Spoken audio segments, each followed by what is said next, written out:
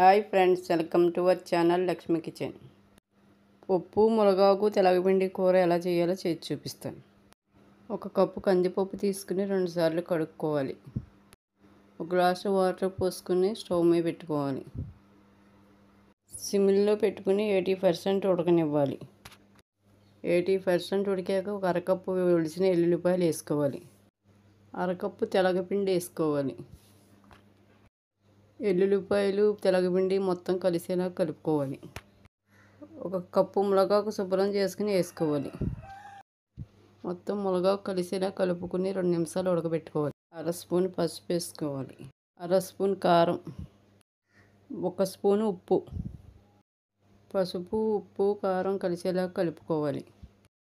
మూత పెట్టుకుని 2 నిమిషాలు ఉడకబెట్టుకోవాలి.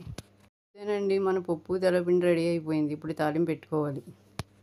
స్టవ్ మీద కడాయి పెట్టుకుని స్పూన్ నెయ్యి వేసుకోవాలి. 1 స్పూన్ ఆయిల్ వేసుకోవాలి. 10 ఎల్లుల్లి రెబ్బలు నలుపుకుని వేసుకోవాలి. 1 స్పూన్ జీలకర్ర, 4 ఎండుమిర్చి వేసుకోవాలి.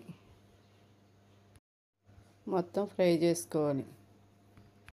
2 రెబ్బలు కరివేపాకు వేసుకోవాలి. ఫ్రై అయ్యాక మనం ఉడకబెట్టుకున్న పప్పు వేసుకుని కలుపుకోవాలి.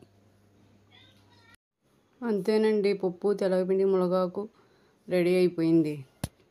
మీరు కూడా ట్రై చేయండి. ఎలా వచ్చిందో కామెంట్ చేయండి. వీడియో కనుక నచ్చితే లైక్ చేయండి, షేర్ చేయండి, సబ్స్క్రైబ్ చేసుకోండి. Thank you.